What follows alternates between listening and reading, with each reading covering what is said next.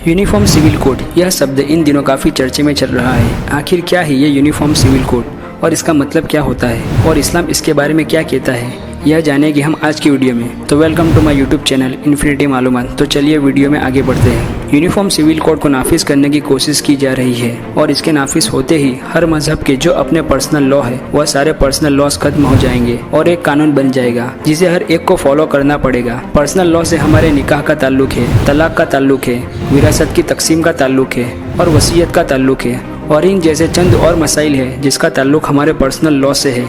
यानी अब तक हम अपनी शरीयत के मुताबिक और दीगर मज़ाहिब वाले अपने अपने मजहब के पर्सनल लॉ के मुताबिक इन मामलों में फ़ैसले करते आए हैं। हम मुसलमान दारुल क़ज़ा की तरफ रुजू करते आए हैं और इन मसाइल को शरीयत के मुताबिक और किताब सुन्नत के मुताबिक इन पर हम अमल करते आए हैं। लेकिन अगर यह नाफिज हो जाता है तो उसके बाद फिर हम इन मसाइल में भी हम हुकूमत के पाबंद होंगे और किताब सुन्नत के मुताबिक हम अमल नहीं कर पाएंगे। लिहाजा मुसलमान यूनिफॉर्म सिविल कोड को किसी भी हाल में एक्सेप्ट नहीं करे और हर मुसलमान की जिम्मेदारी है कि इसके खिलाफ आवाज़ उठाए। आपको मालूम होना चाहिए कि लॉ कमीशन ऑफ इंडिया की ओर से अपील की गई है कि हर इंडियन सिटीजन अपनी राय दे ईमेल के जरिए। यूनिफॉर्म सिविल कोड से 13 मामलों पर असर होगा। तो चलिए जानते हैं। यूनिफॉर्म सिविल कोड का मतलब है कि किसी भी धर्म, जाति, संप्रदाय और वर्ग के लिए पूरे देश में एक ही नियम लागू होना। पूरे देश के लिए एक समान कानून के साथ ही सभी धार्मिक समुदायों के लिए विवाह, तलाक, विरासत, गोद देने के नियम भी एक होंगे। पहला नंबर, शादी की उम्र। यूनिफॉर्म सिविल कोड के टेम्पलेट में सभी धर्मों की लड़कियों की विवाह योग्य उम्र एक समान करने का प्रस्ताव है। अभी कई धर्मों के पर्सनल लॉ और कई अनुसूचित जनजातियों में लड़कियों की विवाह की उम्र 18 से कम है। अगर यूसीसी लागू होता है तो सभी लड़कियों की शादी की उम्र बढ़ जाएगी जिससे ये विवाह से पहले ग्रेजुएशन कर सके। दूसरा नंबर है विवाह रजिस्ट्रेशन अनिवार्य। भारत में हिंदू, मुस्लिम, सिख, ईसाई, बौद्ध, जैन व कई अन्य धर्मों में रीति रिवाज से होने वाले विवाह को रजिस्टर कराना अभी अनिवार्य नहीं है। लोग तभी रजिस्ट्रेशन कराते हैं जब उन्हें पति पत्नी के रूप में विदेश में जाना हो। यूनिफॉर्म सिविल कोड में सुझाव है कि सभी धर्मों में विवाह का रजिस्ट्रेशन अनिवार्य होगा। इसके बिना सरकारी सुविधा का लाभ नहीं दिया जाएगा। तीसरा है बहु विवाह पर रोक। मौजूदा समय में कई धर्म और समुदाय के पर्सनल लॉ बहु विवाह को मान्यता देते हैं। यूसीसी के लागू होने पर बहु विवाह पर पूरी तरह से रोक लग जाएगी। चौथा नंबर है हलाला और इद्दत खत्म। मुस्लिम पर्सनल लॉ में तलाक के बाद अगर पति पत्नी फिर से विवाह कर साथ रहना चाहे तो मुस्लिम महिलाओं को हलाला और इद्दत जैसी प्रक्रियाओं से गुजरना होता है। यूसीसी के सुझावों को अगर कानून बनाकर लागू किया गया तो यह सब खत्म हो जाएगा।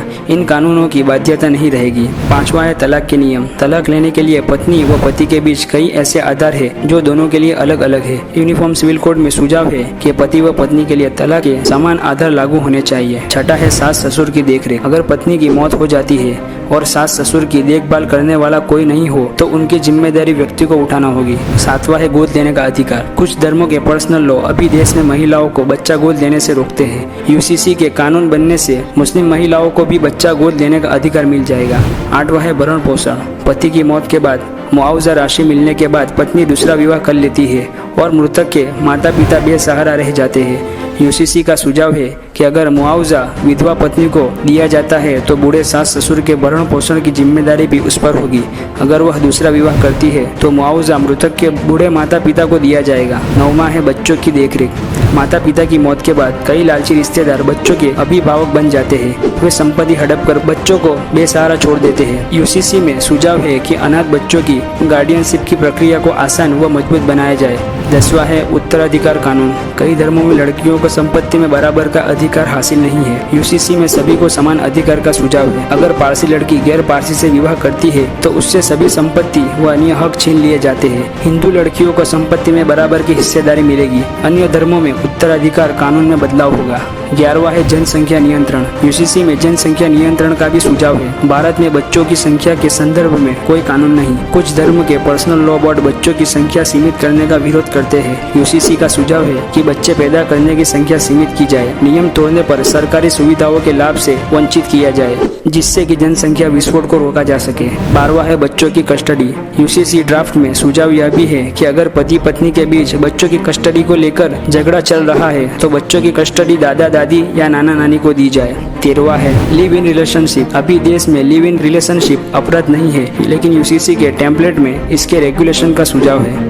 अगर यूसीसी कानून बनता है तो लिव इन रिलेशनशिप में रहने वालों का इसका डिक्लेरेशन करना अनिवार्य होगा। इसकी सूचना लड़के और लड़की दोनों के माता पिता को भी दी जाएगी। यूनिफॉर्म सिविल कोड लागू होने से यह 13 मुद्दों पर असर पड़ेगा। यूनिफॉर्म सिविल कोड हमारे देश में लागू ना हो, इसलिए इस प्रोसीजर को आसान बनाने के लिए all India Muslim personal law board ने एक QR कोड निकाला है। उसको आप स्कैन करेंगे। स्कैन करते ही आप जीमेल एप्लीकेशन पर चले जाएंगे और वहाँ ऑलरेडी ईमेल मौजूद होगी, बस आपको सेंड करना है। यूनिफॉर्म सिविल कोड के अगेंस्ट में आप भी आवाज उठाएं और आपको मैंने जो प्रोसीजर बताई वो प्रोसीजर लाजमी करें। और हमारे हिंदुस्तान के जिस नागरिक को यूनिफॉर्म सिविल कोड क्या है उसके बारे में नहीं पता तो उसको यह वीडियो ज़रूर शेयर करें और फेसबुक इंस्टाग्राम पर यह वीडियो जितना हो सके उतना ज़रूर शेयर करें।